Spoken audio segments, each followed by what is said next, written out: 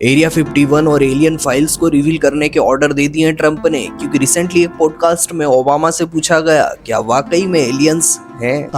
They're real, but I haven't seen them, and they're not being kept in what is it? Area 51. Area 51. लेकिन area 51 को हमसे इतने सालों तक क्यों छुपाया गया, जबकि एरिया 51 की स्थापना 1955 में अमेरिका की एक खुफिया एजेंसी CIA द्वारा की गई थी और अमेरिकन गवर्नमेंट सालों तक मना करते आई है कि एरिया 51 जैसी कोई जगह नहीं है और तो और मैप पर भी इसे शो नहीं किया जाता था। पर 2013 में CIA ने पहली बार ऑफिशियली एक्सेप्ट किया कि एरिया 51 एग्जिस्ट करता है और वहाँ सिर्फ फाइटर जेट्स का टेस्ट किया जाता है। लेकिन 1989 में एक व्यक्ति बॉब लेजर का कहना है कि उसने एरिया 51 के पास एक सीक्रेट प्लेस S4 में काम किया है और उसका दावा है कि वहां पर एलियन स्पेसक्राफ्ट रखे हुए हैं और वहां बॉब का काम था उन्हें खोलकर समझना, यानी रिवर्स इंजीनियरिंग। अब ये दावे के बाद बॉब को काफी स्ट्रगल से गुजरना पड़ा, क्योंकि गवर्नमेंट ने उसकी आइडेंटिटी से जुड़े सारे सबूत मिटा दिए। बॉब ने MIT और कलटेक से पढ़ाई की थी, लेकिन इन दोनों जगह उसके कोई रिकॉर्ड मिले ही नहीं। लेकिन इतना ही नहीं, बॉब एलामोस लैब में काम करता था, पर लैब वालों ने भी साफ इनकार कर दिया। लेकिन बाद में उसी लैब से एक पुरानी फोन डायरेक्टरी मिलती है जिसमें बॉब का नाम मौजूद